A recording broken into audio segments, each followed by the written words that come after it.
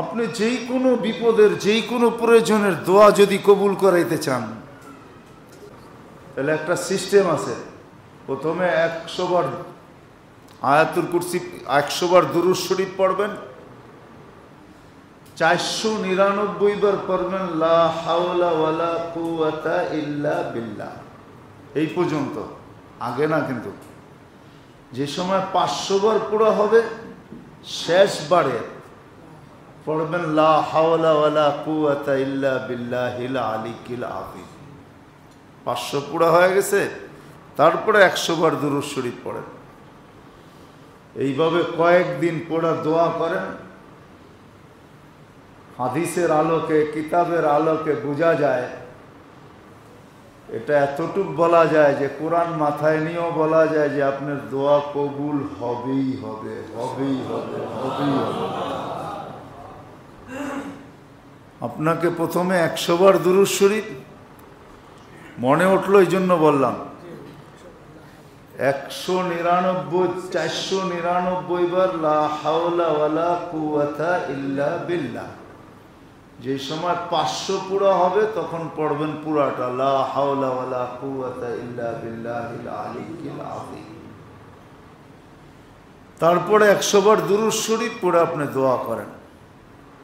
বিয়ে হয় না, শাদী হয় না, বাচ্চা হয় না, চাকরি হয় না, বাকরি হয় না, ব্যবসা ভালো না, লাভ হয় না, লস হয়, যার জন্য পড়তে চান। কিন্তু আমাদের একটা স্বভাবও বলি, আমাদের স্বভাব হলো একদিন করেই আমরা চাই যে হইল না, দূর আর পড়লাম না, ঠিক না? প্রথম দিনই কুতুব হয়ে যেতে চাই, যে মুস্তাজাবুদ দাওয়াত কি প্রথম দিনই, ঠিক না? আপনি আর আমি কি ভাবছি যে এই দোয়া করার আগে আপনি লাইনে কতদিন লাইনে ছিলেন, কতদিন বেলাইনে ছিলেন? এটা কি ভাবছি? কি বলেন? সালাতুল হাজত পড়েই মনে করে, অথচ আমি আপনাদেরকে একটা প্রশ্ন করব, আপনি যে পড়েই মনে করলেন হইল না, তো আপনি এখন যাবেন, তো যাবেন কোথায়? আর কোন জায়গা আছে যে ওইখানে যাবেন? তাহলে তো ওই কথা বলতেই হয়। লম্বা 80-82 বছর একাধারে হজ করার পরে প্রতিবারই শুনছে যে হজ কবুল হয় নাই।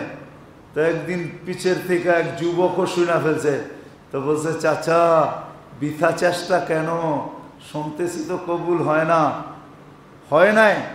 তুই আজকে শুনতেছিস, আমি তো যুগ দর্জর শুনতেছি, কিন্তু বল আমাকে, যাব তো যাব কোথায়?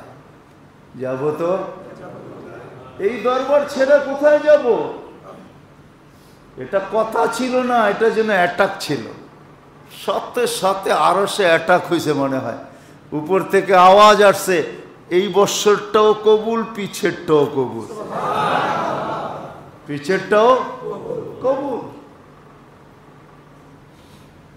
আমরা তো ভাবি প্রথম দিন হয়ে যাক, আচ্ছা নাই হইল, আপনি যাবেন তো যাবেন কোথায়? আল্লাহর লগে রাগ করবেন? কোথায় যাবেন রাগ করে?